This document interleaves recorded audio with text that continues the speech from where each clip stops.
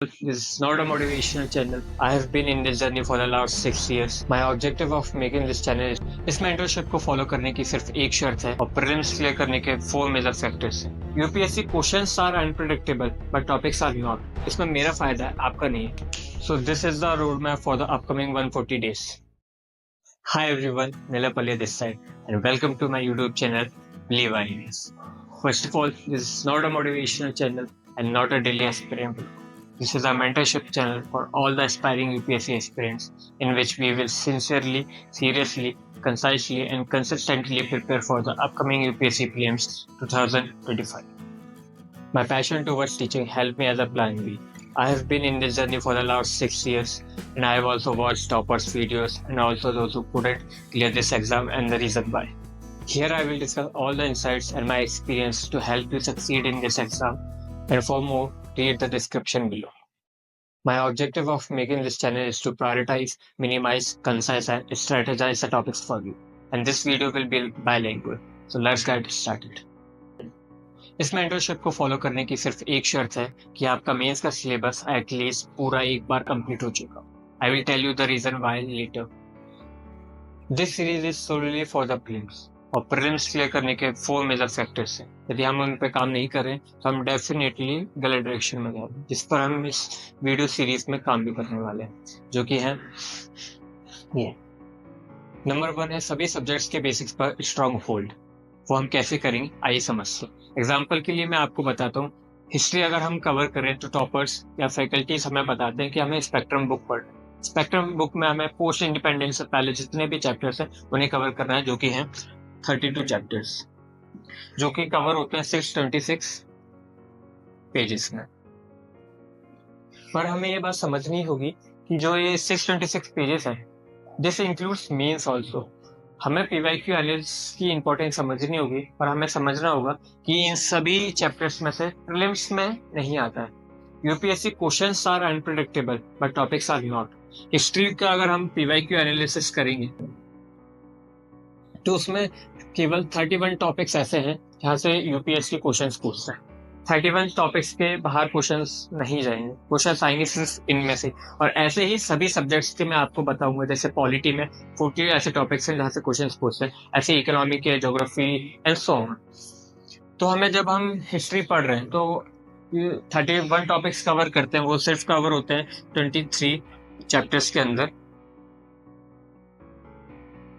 वो कौन कौन से चैप्टर्स हैं I will tell you later, जो कि कवर होता है 400 पेजेस के अंदर। अब इन 400 पेजेस को हमें with in 4 to 5 days complete करना है। 4 to 5 days कंप्लीट करना है, यानी पर डे 100 पेजेस। यदि हम डेली 100 पेज नहीं पढ़ रहे तो हम डेफिनेटली गलत डायरेक्शन में जा, क्योंकि अगर आप नहीं पढ़ रहे हैं तो कोई और जरूर पढ़ रहा है। पर डे 100 पेजेस पढ़ने का मतलब है 1 hour में आपको एटलीस्ट 15 पेजेस पढ़ना है। अगर हम 1 घंटे में 15 पेज पढ़ रहे हैं और हम दिन में 8 घंटे पढ़ रहे हैं तो हम दिन के 120 पेज पढ़ रहे हैं। और यदि हम ऐसा नहीं कर रहे तो हम ऑब्वियसली बात है कि हम गलत डायरेक्शन में जा रहे हैं। क्योंकि आप ये चीज समझने की बहुत ज्यादा जरूरत है। जो बच्चे कोचिंग जा रहे हैं, 1000 बच्चे कोचिंग जा रहे हैं, पर उनमें से कुछ ही बच्चों का सिलेक्शन हो रहा है। वो बच्चे हैं जो खुद पढ़ रहे हैं, जो खुद डेली 100 पेज पढ़ रहे हैं। ऑलराइट, ऐसे ही मैं आपको पॉलिटी का एग्जांपल देता हूँ।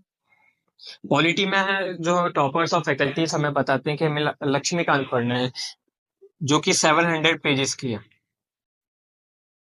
स्पेक्ट्रम हमें पूरी पढ़ना है। जो मैंने आपको बताया कि आपका मेंस का सिलेबस एक बार पूरा हो जाना चाहिए एटलीस्ट एक बार, वो इसलिए क्योंकि अगर हम सिर्फ ये 400 पेजेस पढ़ रहे हैं अराउंड, सिर्फ ये पढ़ रहे हैं तो उससे हमारे डॉट्स कनेक्ट नहीं होंगे, हमें वो चीजें समझ नहीं आएंगी।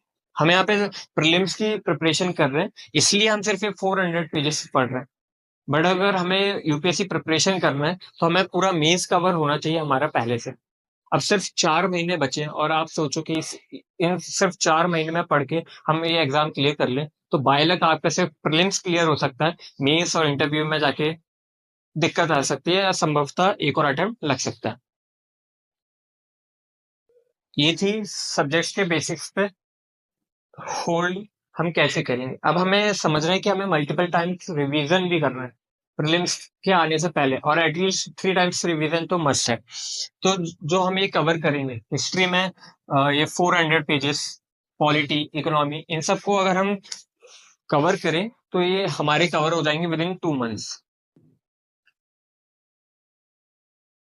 अगर हम जनवरी से काउंट करें तो हमारे पास है 140 डेज, और 2 मंथ्स यानी मैं एंड ऑफ फेब मान लूं तो भी हमारे पास अराउंड 85 टू 80 डेज बचेंगे, जिसमें हम, अब जैसे हम स्पेक्ट्रम पढ़ लिया तो हमें दोबारा स्पेक्ट्रम बुक पढ़ने की जरूरत नहीं है, क्योंकि मैं आपको हर एक चैप्टर में से 20 टू 50 क्वेश्चन प्रोवाइड करवाऊंगा।